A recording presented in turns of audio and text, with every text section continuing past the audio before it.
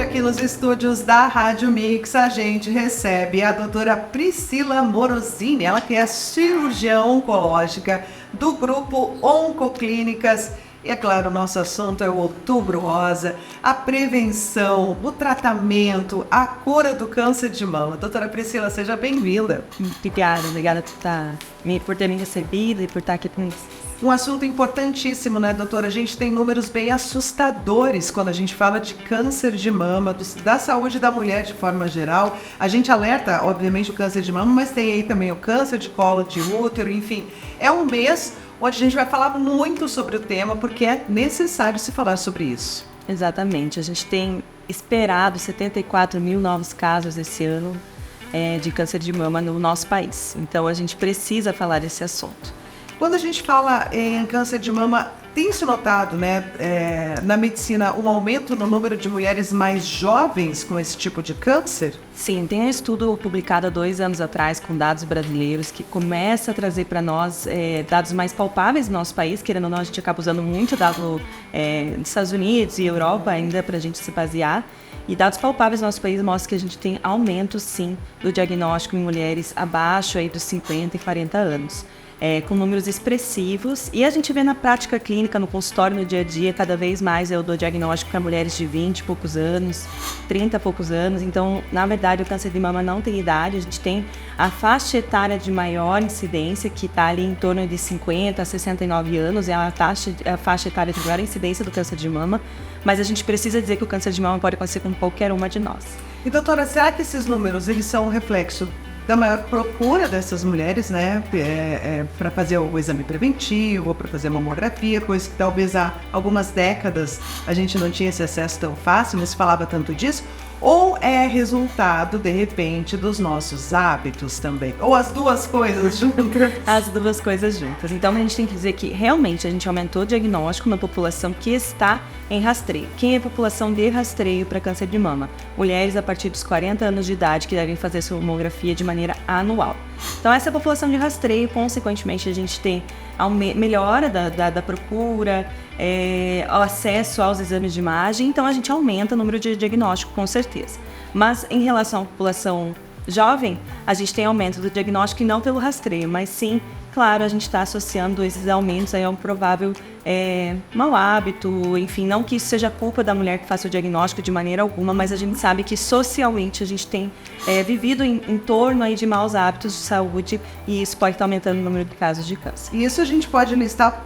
Acho que em primeiro plano aí a alimentação, ela tem a sua parcela de culpa. A gente acaba consumindo muito ultraprocessados, exagera em refrigerante, em bebida alcoólica, tudo isso contribui também para esse tipo de diagnóstico. Mulheres estão mais jovens? Sim, os fatores de risco modificáveis que a gente diz, ou seja, aquilo que a gente poderia fazer melhor para câncer de mama, os principais são obesidade, então que está diretamente relacionado a essa alimentação ruim e principalmente também o sedentarismo. Então, quando a gente fala combo, alimentação ruim, sobrepeso e sedentarismo, a gente está falando de um combo importante em relação ao aumento de risco para câncer de mama. Aí quando a gente tem a obesidade também com um número tão expressivo e tão assustador no mundo todo, não tem como separar as duas coisas. Realmente tem que tomar cuidado com a alimentação. Exato. E, doutora, vamos falar assim, as mulheres jovens, elas têm conseguido esse diagnóstico precoce. Esse que o grande medo é esse, né? Chegar no consultório, fazer o exame e o médico virar e falar, olha, a gente já tem aí um tumor avançado. E vamos também falar dos tumores benignos, né, que existem. Quando a gente fala da mulher jovem em si, que é aquela mulher que está antes dos 40 anos, infelizmente a única forma de a gente fazer diagnóstico nessa mulher é através da percepção dela de que há algo errado. Porque ela não entra naquele grupo de mulheres de rastreio. Você pode me perguntar, tá, mas então por que será que a gente não adianta esse rastreio? Quando a gente define a idade de rastreio, são estudos populacionais. A gente vê o impacto daquilo em, por exemplo, adiantar a idade de rastreio, o quanto na população a gente impactaria em termos de custo e de efetividade. Então, hoje a gente não tem dados que suportem a ideia de a gente fazer de rotina para toda mulher, por exemplo, de 30 anos, exame de imagem de mama de frequência, né? Então, infelizmente, na mulher jovem, quando a gente descobre porque ela percebeu um nódulo, uma alteração, alguma íngua que aumentou, alguma alteração na pele. Pelo autoexame, principalmente. Pelo autoconhecimento dela, né? O autoexame é uma coisa que a gente gosta de dizer que ele tem um papel importante como autoconhecimento. Ele não vai substituir o rastreio, ele não vai substituir a consulta com o especialista. Por isso que a Sociedade Americana dos Cirurgiões da Mama recomenda que toda mulher faça sua primeira consulta com especialista em câncer de mama a partir dos 25 anos de idade. E isso é uma coisa que as mulheres não sabem. Exatamente. Né? Então, muitas vezes, elas não vão no especialista de mama nunca, né? Vão a partir dos 40 e olha lá, né? Então, quando a gente fala em mulher jovem, ela deveria ter esse olhar para a mama a partir dos seus 25 anos de idade. Não quer dizer que ela vai fazer exame de imagem, pelo contrário. A mamografia só pode ser feita após os 30 anos de idade. E os demais exames vão ser feitos conforme indicação e necessidade por alguma queixa clínica, por algum achado. Mas não quer dizer que a gente vai ficar sair fazendo exame em mulheres de 25, 30 anos de maneira aleatória. Pois é claro que ao surgimento de qualquer tipo de alteração ali, né, seja aquela íngua persistente, por exemplo, né, que tem mulheres que até reclamam, poxa, surgiu uma íngua, mas ela desaparece, muitos anos depois aparece, mas quando ela é persistente, é algo que deve chamar a atenção dessa mulher, mesmo jovem. Mesmo jovem. Toda alteração clínica da mama, nódulo, alteração de pele, de mamilo, saída de líquido pelo mamilo, qualquer coisa diferente precisa ser avaliada por especialista em consulta. Lembrando que 80% dos nódulos de mama são benignos, né? Você fez a pergunta anterior. Então, a maioria das alterações clínicas da mama vão ser diagnósticos benignos, mas até que a gente prove que realmente é isso, a gente tem a chance, sim, de estar diante de um câncer de mama, de algo maligno, e a gente precisa ter um olhar diferenciado para toda mulher, e também essa consulta da paciente jovem é importante para a gente definir entre a população jovem quem são as mulheres de alto risco. Existe um grupo de mulheres que deveriam começar, inclusive, o rastreio antes dos 40 anos. E a gente só consegue fazer essa individualização desse rastreio através de uma consulta individualizada. Pois é, e isso é muito legal a gente chamar a atenção, né, doutora? Porque muita gente tem até aquela vergonha, eu vou no médico, marcar uma consulta para chegar lá e ouvir que não tenho nada. É justamente isso que a gente quer, né? E tem que fazer essa consulta. Então, a partir dos 25 anos já é interessante que essa paciente vá em um especialista, né? Destinado justamente, olha, eu quero saber da saúde da minha mama. Exatamente. Então, aos 25 anos, toda mulher deveria passar em primeira consulta com um mastologista ou cirurgião oncológico dedicado à mama para falar sobre saúde das mamas. Sutiã ideal, dor mamária, que acomete a maioria das mulheres, e as mulheres não sabem lidar com dor mamária. Muitas vezes se preocupam se tem algo errado com essa dor mamária. Identificação de nódulos benignos, acompanhamento eventual, mas o principal dessa primeira consulta, cálculo de risco individual. A Milena tem perguntas aí? Isso, a Daniela está mandando uma pergunta aqui para a doutora. A prótese de silicone atrapalha de alguma forma o diagnóstico do câncer? Não. Então, assim, a prótese, ela vai ser um adicional aí em termos de cuidado quando a gente fala em rastreio. Mas mulheres a partir dos 40 anos que têm prótese mamária devem realizar a mamografia de maneira habitual. A prótese não é um impeditivo da mamografia. A única coisa que ela vai fazer no dia da mamografia, ela vai avisar lá naqueles questionários que a gente preenche antes do exame que ela tem prótese, porque a manobra de posicionamento da mama dela no mamógrafo vai ser diferente pelos técnicos devido à presença da prótese. Então, a mamografia não estoura a prótese, não estraga a prótese. Se estourou, mas eu tenho uma amiga que estourou a prótese. Provavelmente essa prótese já estava estragada, já estava com uma fissura, já tinha uma área alterada. E daí a mamografia foi o estopim ali, porque acabou identificando alguma coisa. Até pra gente tirar, né, esse tabu, muitas mulheres acabam não fazendo a mamografia porque tem medo de sentir dor. Claro, a mama é sensível, mas quem tá ali sabe muito bem fazer esse exame, né, indolor, né, doutora? E rápido também. E rápido. Eu sou uma paciente de alto risco, por exemplo, então já sei como funciona a mamografia, e quando a gente fala em mamografia, a gente fala em 2 segundos de compressão, né? Então é algo, principalmente nas clínicas onde os técnicos são treinados, eles estão habituados a fazer isso. O que a gente recomenda, se possível, quando a gente não está investigando alguma coisa. Quando está investigando alguma coisa, tem que ir o mais rápido possível e fazer. Mas quando a gente está falando em exame de rotina, preferencialmente tentar evitar a data próxima à menstruação, eventualmente mulheres muito sensíveis, podem tomar às vezes um analgésico um dia antes, né, na hora de ir, umas horinhas antes, mas eu diria que isso seria até um excesso mesmo, porque a mamografia é um exame tranquilo. A gente está no Outubro Rosa, a gente está no Mix Rosa, sintonize na conscientização. Quando a gente fala disso, muita gente fala assim, mas o que adianta colocar cor nesses meses? Adianta sim, né, doutor? E muito. Adianta. Apesar da gente falar que a gente deve falar de câncer de mama de outubro a outubro, a campanha de outubro rosa tem um impacto muito significativo em termos de aumento de realização dos exames de rotina, mamografias de rotina e, enfim, diagnósticos também. Então, a gente não pode menosprezar essa data importante, esse mês importante em relação ao câncer de mama. Aliás, é muito legal quando você fala, a doutora falou assim, tem que ter uma rotina, tem que ter um exame de rotina. Faz no outubro rosa. Ano que vem você vai lembrar de novo, né? Porque daí vem a campanha, lembra, faz um ano que eu fiz o meu exame de rotina, tem que fazer a mamografia de novo. É uma boa dica. É uma boa dica, eu só fico com pena aí das clínicas de realização de exame de imagem, porque esse é o mês que a gente tem mais dificuldade de colocar os exames em prática, fazer biópsia dos nossos pacientes, porque as agendas são super lotadas. No mês de outubro. Ou pelo menos no aniversário também, né? Todo ano que você fizer aniversário, você tem que saber que tem que fazer isso. Assim a gente dilui para ajudar as clínicas de imagem. O importante é não deixar de fazer. Exato. É isso que é importante. Doutora, vamos focar nos hábitos, já que a gente fala assim, muita gente pensa assim, não, mas não tem câncer de mama na minha família. Não preciso me preocupar, nunca ninguém teve câncer de mama. Fala um pouquinho sobre essa questão da hereditariedade. Então, essa é um dos mitos, né, que a gente mais se preocupa, porque 80% dos diagnósticos de câncer de mama não vão ter relação com mutação genética familiar e com um histórico familiar importante. Então, as mulheres precisam colocar na cabeça delas que nasceu, tem mama, é mulher, estamos no risco. Hoje, o risco de uma mulher ter câncer de mama individual gira em torno de 12,5%. Uma a cada 8 mulheres que andam na rua vão ter câncer de mama.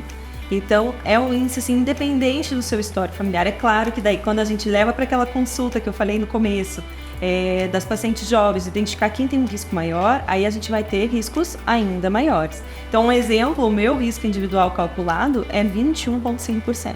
Então, eu sou considerada uma paciente de alto risco. Eu tenho pacientes que eu acompanho no consultório com exames de maneira diferenciada, 33%, 40%, 31%, ou seja, porque isso a gente consegue individualizar em consulta e entender quem são as mulheres de maior risco, entender quem são as mulheres que a gente deve apertar nesse rastreio. Agora, dizer eu não tenho história familiar, eu não preciso me preocupar com isso é um verdadeiro absurdo e a gente precisa derrubar esse mito como primeira coisa, porque as mulheres precisam olhar para a saúde das mamas. Hoje, pra gente começar, segunda-feira, né? Sempre aquela promessa, não, eu começo. Então, hoje, o que uma mulher precisa colocar no dia a dia dela para contribuir para que a saúde da mama permaneça, que ela não esteja nesse grupo de risco e eu diminua o máximo possível esse risco de ter um câncer de mama?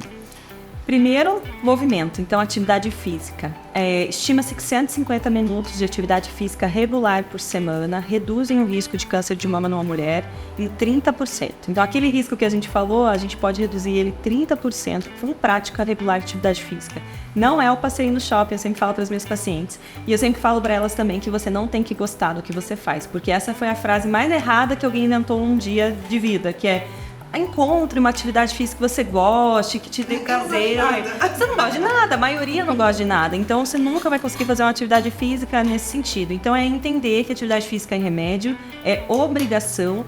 Então, precisa fazer. 150 minutos por semana é bem pouco. E a gente precisa fazer 150 minutos pelo menos. Por semana, gente, né? A gente tem 2h30 por semana. Ou seja, e começa 10 minutinhos na segunda, 10 minutinhos de caminhar, 15 minutinhos na quarta e assim vai. Caminhar já é um ótimo exercício, é nem para um começo. É um ótimo exercício, só que não pode ser caminhada de shopping. Eu sempre falo para as pacientes. Não é passeio.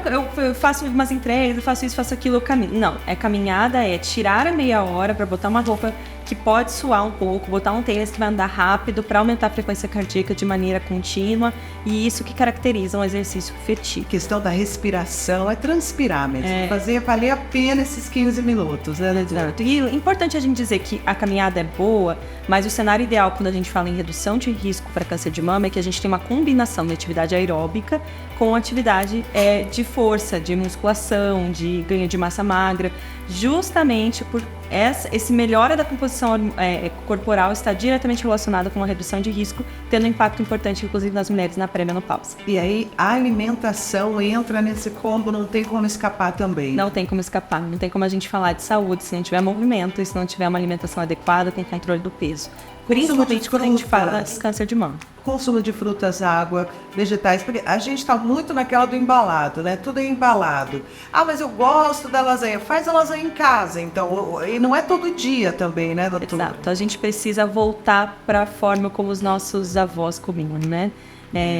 Com alimento da terra e, enfim. Então, a gente precisa ter um olhar diferente do que a gente faz hoje. Colocar uma variedade, deixar o prato bem colorido e saudável. E aí já é um passo assim gigantesco, né, para não desenvolver o câncer de mama. Muita gente não consegue acreditar, não é possível que é uma caminhada. Tá aqui, ó, especialista. Então coloca aí na sua cabeça, né? Vai sem gostar mesmo, é necessário. Tem que fazer sem gostar. O INCA estima que 17% dos diagnósticos de câncer de mama não aconteceriam se a gente tivesse esse combo em dia.